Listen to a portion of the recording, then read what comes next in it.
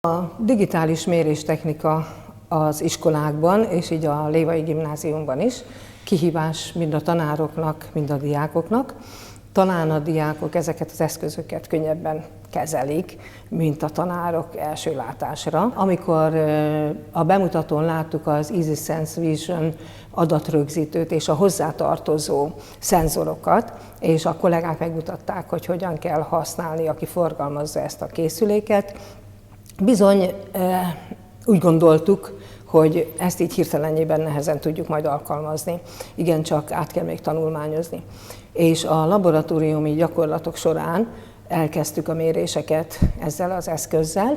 Leginkább hőmérséklet mérésre használtuk, fényerősségmérésre, Planck állandó meghatározásra, a mágneses térszenzort természetesen a mágneses tér kimutatására, a erős neodímium mágnes terét szépen körbe lehet pásztázni vele, és kiírja a mágneses indukció értékét, és ezek mind nagyon érdekesek, és különösen az, hogy az eszköz automatikusan érzékeli a szenzort, melegedési görbéket vettünk fel a laboratóriumi gyakorlatokon, a fajhő meghatározásnál használtuk, és grafikont is rajzolhatunk vele, rajzoltathatunk. Csatlakoztatható a digitális táblához, számítógéphez, még ezek mind-mind így felfedezésre várnak, és a tanuló csoportokkal alkalmazva, ugye a kis kijelzője érintőképernyős, nagy felbontású kijelzővel rendelkezik, tehát ez nekik abszolút természetes módon ment, hisz ők ebbe a világba születtek, és ezek az eszközök számukra természetesek, és az egyszeri megmutatás után nagyon könnyedén alkalmazták, már a többedik mérésnél nem kellett újra-újra elmondogatni, hogy hogyan kell beállítani. Hasznos ez az eszköz, de azért nem nélkülözhetőek az analóg és egyszerű eszközök sem a laboratóriumban.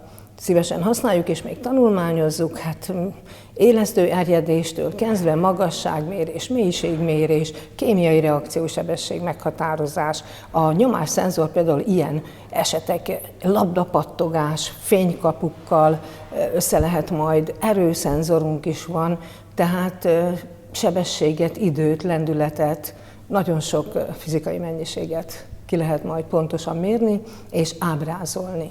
És az ábrázolásnál a görbét elemezni és nagyon pontos, precíz méréseket lehet vele végezni. A régi feszültségmérő eszközt is ki lehet váltani feszültségszenzorral. Áramerősséget is mérhetünk áramerősségszenzorral. Tehát az Ohm törvény kimutatását ezután végezhetjük ennek a szenzoroknak a felhasználásával.